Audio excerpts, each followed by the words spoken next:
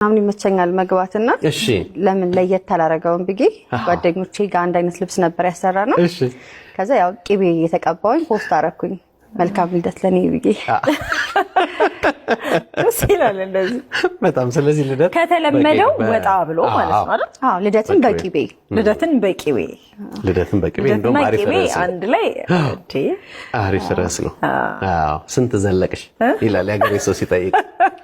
ልደት እንዴት ነው ይላል እንኳን ተወለዳችሁ እንኳን ተወለድሽና ሻው ሳንገላላል ግን ቆይቼ እንደዚህ ልስማ እዛግዬ ሄለንዬ ስንት ይመስልሃል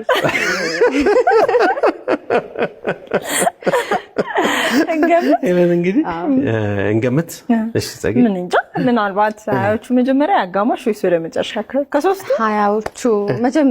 መጀመሪያ ትንሽ መርቂ ጥሩ ገምቻለሁ ትንሽ መርቂ ወደ መሃል ምርቃቱ ቀጣይ አይደርስ ስለዚህ ሀያዎቹ መጀመሪያ ነው ሰደ ቆሽ ዋናው ነገር በሰላም በጤና መኖር ነው እንኳን ተወለድሽ ሃፒ በርዝዴይ ብለናል አመሰግናለሁ በጣም እንኳን ተወለድሽ ሄለን እንግዲህ የስራ ሰው ነሽ በርግጥ በሽፎን ነው አሁን ደግሞ በፊት እንኳን ሄለንን እኮ የምናውቃት በክሊፕ ነበር መጀመሪያ የዳዊት ነጋ ክሊፕ ላይ ባባ ሄለን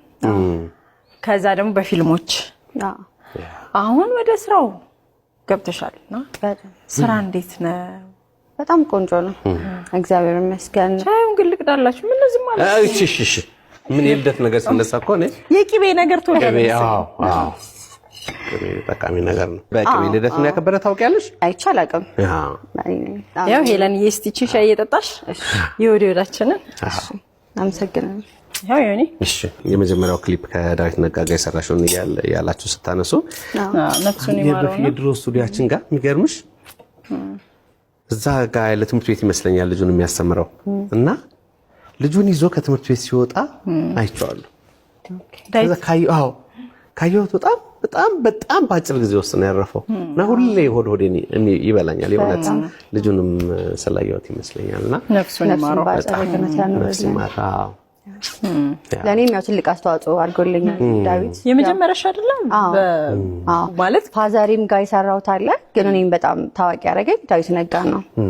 ያው እሱ ባያሰራኝ እዚህ ደረጃ አልደርስም እሱና ያፒማፒን በጣም አመስገን ፈልጋለሁ ነፍሱን ባጸደ ገነት ያኑርልኝ አሜን አባትሽ ሙዚቀኛ ናቸው አዎ ሙዚቀኛ ነው ትግራይ ክልል ውስጥ በደንብ ሰርጎችን ይሰራል ትልልቅ ሰርጎችን የሚሰራው ያው እሱ